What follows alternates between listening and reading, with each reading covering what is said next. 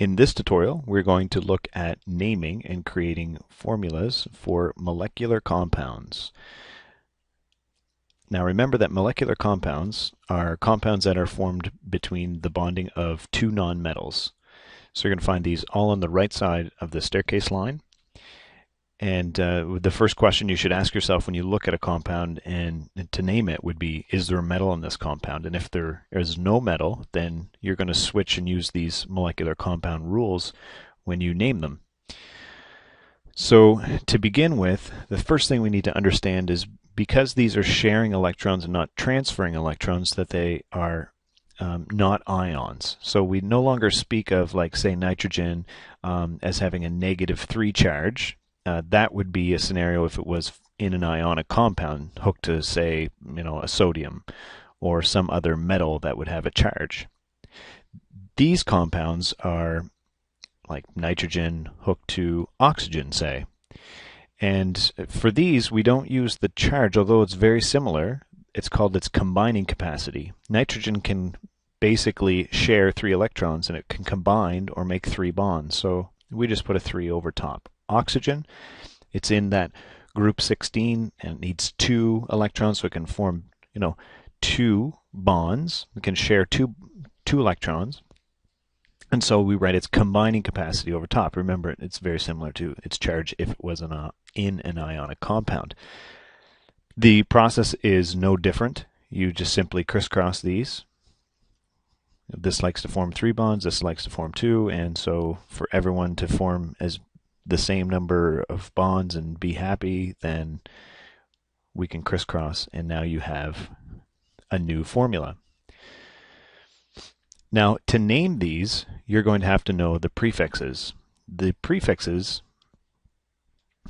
because that is the whole system, you just use a prefix if you know that it's a molecular compound. We're going to memorize the ones up to actually 10. And they're not as hard as you might seem. Or you might think. Mono means 1. Di means 2. Tri means 3, as in like tricycle. 4 is tetra. 5 is penta, a pentagon. Hexagon. This is hepta. It's probably a new one for most of you. And octa, like an octagon, and non, and deca. So we're going to use these prefixes to just name this compound, and that is much easier than the ionic compounds. We had to kind of figure out, how many of each there are, if there's multivalence, all that stuff. So just take this compound that we just made as an example. This would be called, I'll just write its name, dinitrogen trioxide. So we find the oxygen, and that's where we change the ending to IDE, just like in the other compounds we have. The first one is the name of the first element, and then you use the prefixes to really tell you how many of each are in the molecule. There's really only one exception when it comes to this, and that exception is if there's only one of the first element. So let me give you an example. CO2. We would call this carbon dioxide. So carbon, there's only 1. Dioxide, there's 2. Oxygen. I'll give another one here. CO. Again, there's only one of the first ones, so you just name it, carbon. You don't have to say monocarbon. And monoxide. You do have to use the prefixes for all of the other ones. The only exception is if the first one is singular, like it is here, there's only one of them, then you do not need to use the prefixes. So let's go over a few examples here. We actually just did this one, so this is carbon monoxide. And we actually did this one too, so carbon dioxide. Remember, there's only one of the first one, so you don't have to use mono. There's 2 nitrogen, so it's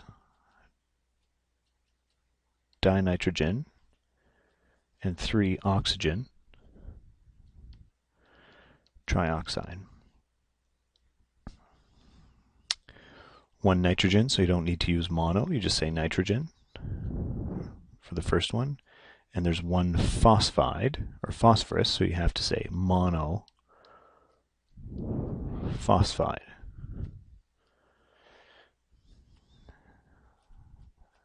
Sulfur dichloride.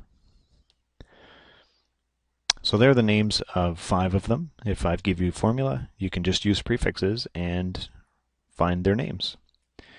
Switch over here to names, back to formulas. Well, carbon, that tells me there's just 1 because it's the first one. There's no mono, so this will be carbon. Tetra is the prefix for 4. And fluoride, we're going to be talking about fluorine, so CF4. Down here we have silicone and dioxide. So silicone, Si, and dioxide, O2. So 2 oxygen. Go down here, 3 sulfur, 2 nitrogen. Now, so this would be N2S3. 1 phosphorus, so just P, and mono means 1, and nitride is referring to nitrogen, so PN. And carbon disulfide would be carbon S2. So go ahead and try those from the assignments that I give you in class, and if you have any questions, please come and see me.